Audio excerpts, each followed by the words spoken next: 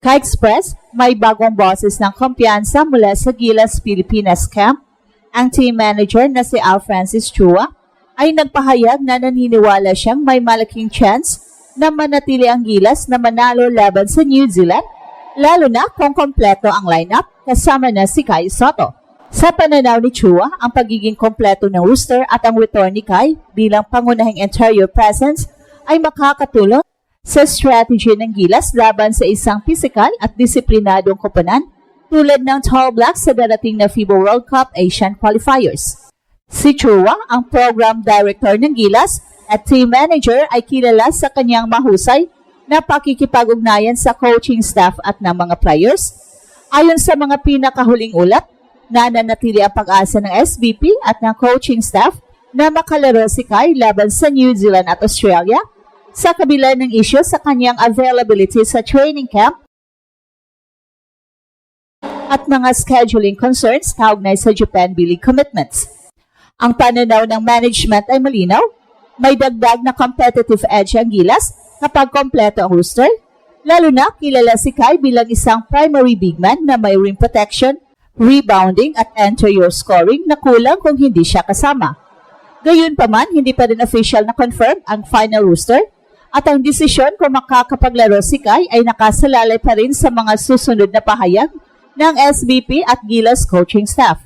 At hanggang sa kasalukuyan, ang pahayag ni Chua ay nagbibigay ng positibong mensahe para sa mga fans, isang senyales na naniniwala ang management na kaya ng Gilas makisabay at makakuha ng panalo laban sa New Zealand, lalo na kung kompleto ang squad sa critical na laban na ito. Lumabas ang pahayag ni Al Francis Chua, ang Gilas Pilipinas team manager at program director, na nagbigay ng tiwala at optimism para sa ating pambansang koponan habang papalapit ang duel laban sa New Zealand sa Asian Qualifiers ng FIBA World Cup 2027. Ayon kay Chua, mas mataas ang tsansa ng Gilas na makuha ang panalo kung kompleto ang roster kasama na ang pangunahing center na si Kai. At sa paningin ng Gilas management, ang pagiging kompleto ng squad kasama ang mga pangunahing core players na may experience at talent sa international competition ay magbibigay ng mas maraming options sa offense at defense. Ang mga laro kontra Tall Blacks ay karaniwang matitinding physical contest kung saan ang interior presence, rebounding at rim protection ay malaking bahagi ng strategy. Si Kai, na napatunayan na sa nakarang mga qualifiers na kayang mag-deliver ng efficient scoring at defensive control sa paint, ay nakikita bilang isang critical piece sa ganitong klaseng matchup.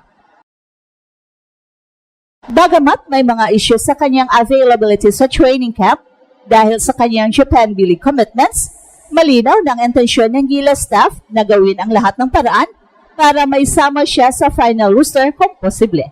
Ang pahayag ni Chua ay hindi lamang balita kundi motivational signal para sa team at sa mga fans na may intelligent adjustments at depth ang Gilas sakaling makompleto ang grupo.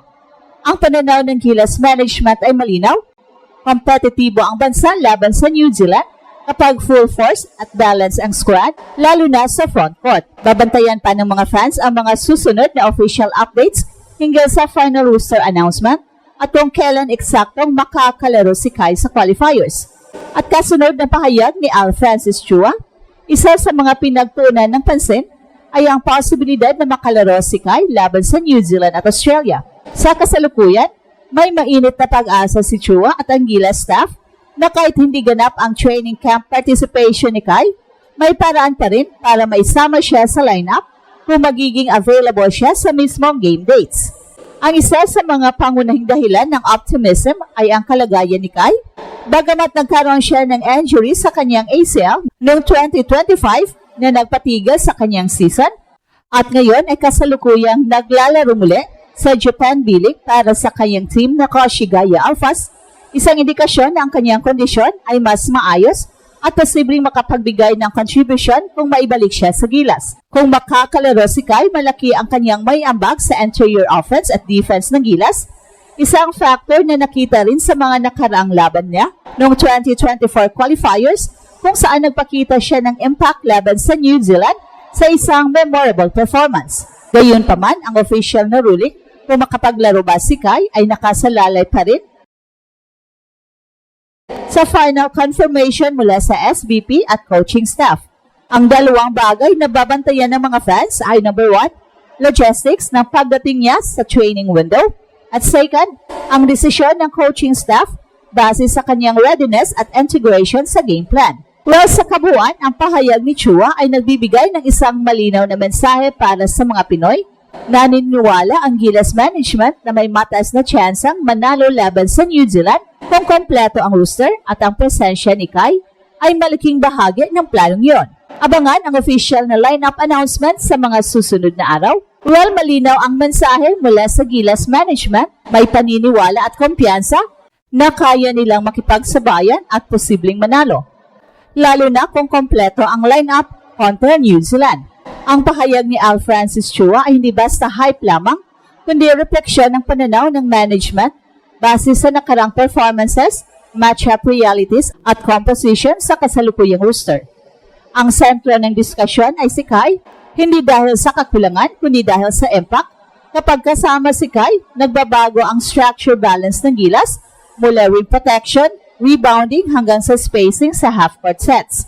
Ito ang dahilan kung bakit malinaw ang punto ni Chua. Iba ang laban kapag full force ang Gilas.